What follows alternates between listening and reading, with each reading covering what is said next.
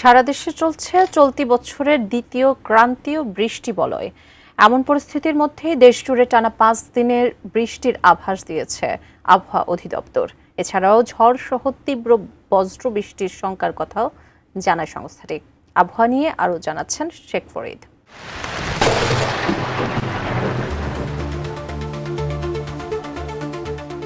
চলতি সপ্তাহে আগামী 5 দিন দেশজুড়ে বৃষ্টি হতে পারে বলে জানিয়েছে আবহাওয়া অধিদপ্তর।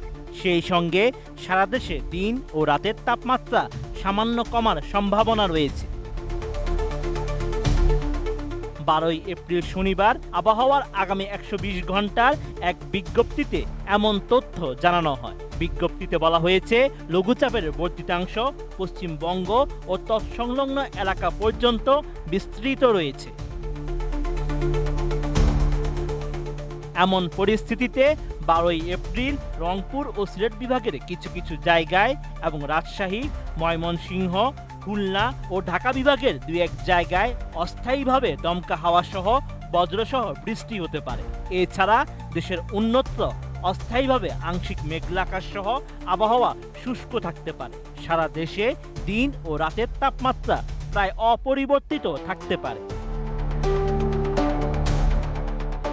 13 এপ্রিল রবিবার সকাল 6টা থেকে পরবর্তী 24 ঘন্টার মধ্যে রংপুর, রাজশাহী, ময়মনসিংহ, ঢাকা, চট্টগ্রাম ও সিলেট বিভাগের 2-1 জায়গায় অস্থায়ীভাবে দমকা হাওয়া সহ বজ্রবৃষ্টি হতে পারে। এছাড়া দেশের অন্যত্র অস্থায়ীভাবে আংশিক মেঘলা আকাশ সহ আবহাওয়া শুষ্ক থাকতে পারে। সারা দেশে দিন ও রাতের তাপমাত্রা সামান্য বাড়তে পারে। কোয়ালিটি সম্পন্ন আন্তর্জাতিক মানের CMT 500W CSRM committed for better still। 14 April সোমবার রংপুর, রাজশাহী, ঢাকা, চট্টগ্রাম, খুলনা ও সিলেট বিভাগের 2-1 জায়গায় অস্থায়ীভাবে দমকা হাওয়া সহ বজ্রসহ বৃষ্টি হতে পারে। এছাড়া দেশের অন্যত্র অস্থায়ীভাবে আংশিক মেঘলা আকাশ সহ আবহাওয়া শুষ্ক থাকতে পারে। সারা দেশে দিন ও রাতের তাপমাত্রা সামান্য কমতে পারে।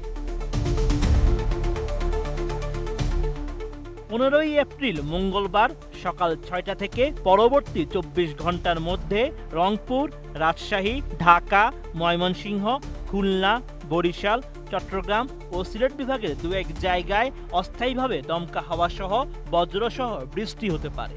এ সময় সারা দেশে দিন ও রাতের তাপমাত্রা 2 থেকে 1 ডিগ্রি সেলসিয়াস কমতে পারে।